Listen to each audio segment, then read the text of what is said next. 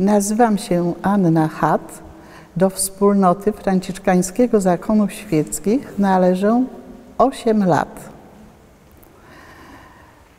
Wstąpiłam już w starszym wieku, dlatego że miałam taką potrzebę wewnętrzną. Chciałam Panu Bogu podziękować za to, że pomagał mi przez moje całe życie, trudne można powiedzieć. Powychowywałam 2 dzieci, mąż zmarł wcześnie, więc dlatego tą swoją wdzięczność chciałam właśnie w ten sposób złożyć w zakonie. I tutaj poznałam błogosławioną Anielę Salawę, która do tej pory, do momentu wstąpienia, w sumie była obcą dla mnie zupełnie osobą. Nie znałam jej życiorysu, nie interesowałam się w ogóle tą osobą. Kiedy wgłębiłam się w jej życiorys, zobaczyłam, że miała również bardzo trudne życie, inne, ale bardzo byłam zawsze taka czuła i wrażliwa na trudy innych ludzi i dlatego ona mnie zafascynowała. Raz, że jej bardzo współczułam, że musiała przechodzić takie ciężkie chwile. Jako młoda dziewczyna musiała znosić przeróżnego rodzaju upokorzenia ze strony właśnie swoich pracodawców, czy ze strony ludzi. Posądzano ją o różne rzeczy. No, podobne sytuacje zdarzają się w życiu nas świeckich. Ale z drugiej strony właśnie ta jej siła, która płynęła z wielkiej wiary, to tak mnie zachwyciła, że postanowiłam ją właśnie głębiej poznawać.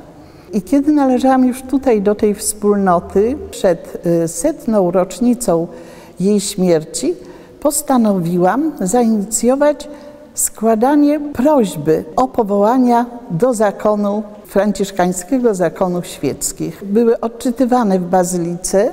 Tak wewnętrznie bardzo się cieszyłam, że może dotrze ta prośba do kogoś i również zafascynuje się jej życiorysem i właśnie będzie chciał wstąpić do tego zakonu. No, ale złożyło się tuż przed stuleciem zupełnie inaczej. Już w styczniu, kiedy tutaj złożyliśmy właśnie tą karteczkę z prośbą do Anieli, wracałam z bazyliki do domu. W torebce niosłam zdjęcia Anieli, ponieważ wzięłam ich więcej, żeby rozpropagować ją w swojej parafii na spotkaniu różańcowym. I taka szczęśliwa wracałam do domu. Kiedy już byłam blisko domu, no, stał się po prostu wypadek. Upadłam na schodkach osiedlowych i w bardzo brzydki sposób połamałam swoje stopy. Zrozumiałam, że już nie będę mogła być obecna na tych uroczystościach. I to mnie bardzo, w sumie bardziej zasmuciło, aniżeli te moje połamane nogi. Kiedy znalazłam się w szpitalu, myślałam o tym. Usłyszałam wyrok, że to będzie dłuższe leczenie, że nie wiadomo, jak się skończy, czy się zrosną tak, jak należy, że trzeba przez długi czas leżeć bardzo spokojnie, żeby dać możliwość zrośnięcia się tym nogom. I przyszła mi taka myśl, że przecież nie mam się potrzeby tak bardzo martwić, ponieważ mam tą Anielę na zdjęciach w torebce. Więc zamiast zamartwiać się tą trudną sytuacją, od razu zaczęłam o niej opowiadać i personelowi, i moim współtowarzyszkom, z którymi leżałam na sali. I tak się złożyło, że już kilku osobom, które obsługiwały mnie, które w przeciągu tych pierwszych dni były przy mnie, zapoznałam ich z tą historią anieli i przyznam się, że były bardzo zadowolone, uśmiechały się, brały te obrazki, więc i ja się cieszyłam. I ten najtrudniejszy moment właśnie tak przetrwałam.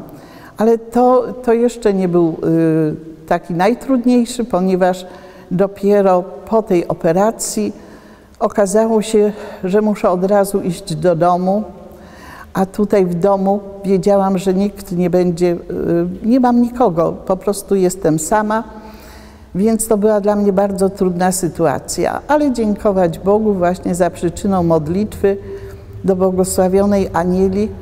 Mój syn znalazł mi miejsce w Armada Clinic. To jest w takim domu opieki społecznej w Krakowie przy ulicy Topografów i tam znalazłam bardzo dobrą opiekę przez ten czas mojego pobytu 2,5 miesięcy. Ale i tam starałam się cały czas o Anieli mówić.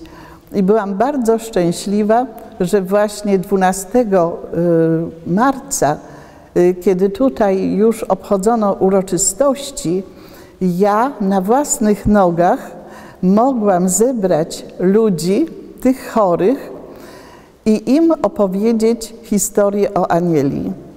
Także dla mnie to było wielkie przeżycie. Ono jest w dalszym ciągu w moim sercu bardzo głęboko i dlatego ucieszyłam się, że będę mogła powiedzieć na ten temat. Tutaj w Bazylice również złożyłam swoje świadectwo właśnie z tego mojego przejścia całego i związku z Anielą Salawą, za co serdecznie jej dziękuję. Jestem pełna wdzięczności dla jej głębokiej duchowości, wielkiej miłości do Pana Jezusa i tak w tych trudnych momentach razem leżałyśmy. Powiesiłam ją sobie nad swoim dzwonkiem i ona była cały czas przy mnie. Również wspierało mnie dużo osób. Wspierał mnie ksiądz proboszcz z mojej parafii, z Arki Pana. Interesował się moją sytuacją życiową. Wspierały mnie moje siostry zakonne. Msze święte się odprawiały. Także dziękować Bogu chodzę dzisiaj i mam nogi, można powiedzieć, w użyciu.